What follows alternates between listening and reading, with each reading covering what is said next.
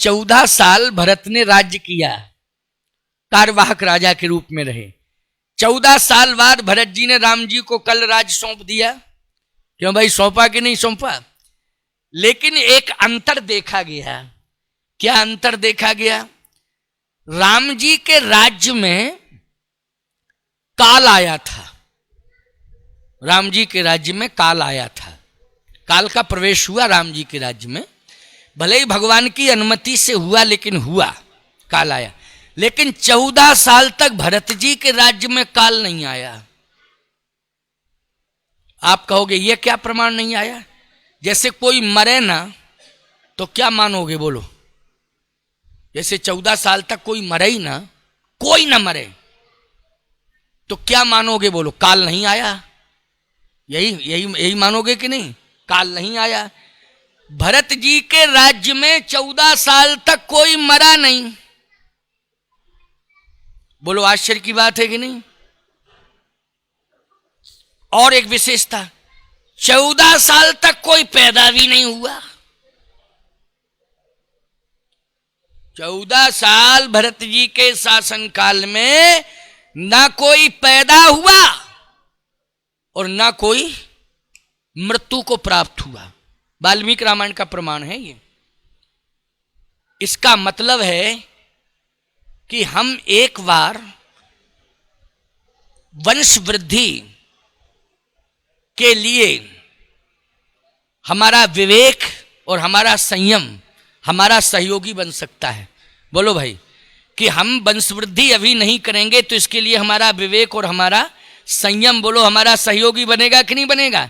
इसमें हमारा बस चल सकता है, लेकिन मरे ना कोई, इसमें क्या बस चलेगा? जरा बता दो भैया थोड़ा सा इसमें तो बस चल ही नहीं सकता है। और अगर इसमें बस चल गया होता तो कोई मरता ही नहीं, फिर तो समस्या होती। उसमें पीछे नंबर डालने पड़ते कि अमुक सन के बाबा, फलाने सम्मत के बाबा, और उनको चाय दे आओ जो फलाने सन में हुए थे, जो फलाने सम्मत में हुए थे। बोलो, समस्या हो जाती कि नहीं?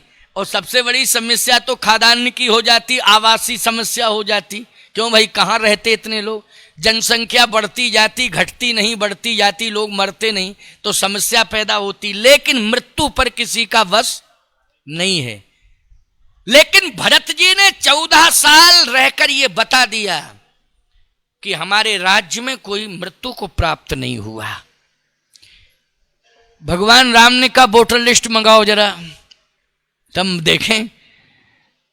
अच्छा भाई, वोटर लिस्ट देखी गई तो उसमें एक जगह लिखा था मृतक। राम जी बोले मृतक मृतक देखो लिखा। तुम क्या, भरत जी बोले वो नाम तो पढ़ो पहले।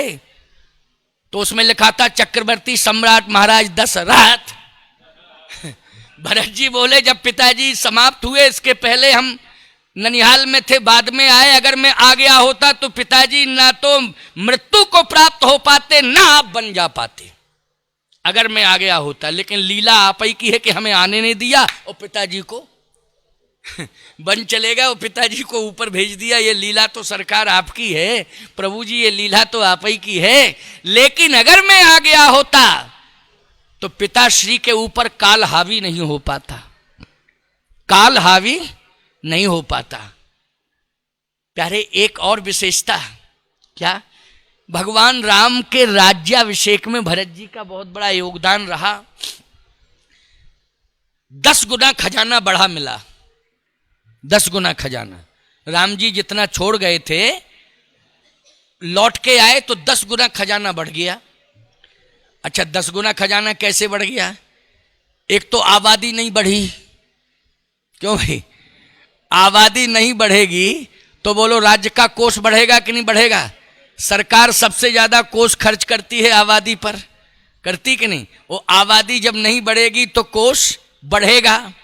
दूसरी बात कि भरत जी ने ऐसा संयम किया प्यारे, ऐसा संयम किया कि भरत जी ने तो केवल गाय को जौ खिलाए, और गाय के गोबर में जो जौ शेष निकले उसका दलिया बना करके, गोबर से दलिया निकाल करके उसका दलिया जितना भी, अब गाय कितना जौ खाएगी, भूसा तो डलिया दो डलिया खा जाएगी, लेकिन जौ खा जाएगी क्या डलिया दो डलिया? बोलो, ज्यादा से ज्यादा मुट्ठी भर, दो मुट्ठी।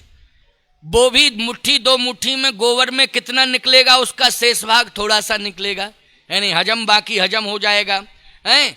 तो जो गोबर में, गाय के गोबर में जो जौ के दाने निकलते थे, बस उन्हीं का दलिया बना करके भरत जी, दलिया क्या, बस वही ग्रहण कर लेते थे। दलिया क्या, सीधे निकले गोबर से निकाले और उसी को ग्रहण कर लेते थे भरत जी। अयोध्या वासियों ने कहा, जब मेरा राजा इतना बड़ा नियंत्रण कर सकता है अपनी जवान पर, तो हम लोग भी संकल्प लेते हैं कि दोनों टाइम भोजन नहीं करेंगे, एक टाइम ही भोजन करके बिताएंगे। तो बोलो, एक टाइम का कोष जो भोजन का बचा वो जमा हुआ कि नहीं हुआ? बोलो, हुआ राजकोष में जमा कि नहीं? इस तरह से जनता ने सहयोग किया भरत के राज्य में। तो याद रखना, राम जी को राम राज्य का जो धरातल मिला वो मजबूत मिला कि नहीं मिला? एक तो वित्तीय व्यवस्था मजबूत मिली और दूसरे संयमी नागरिक मिले, संयमी प्रजा मिली। ये भरत जी ने दिया है राम जी को।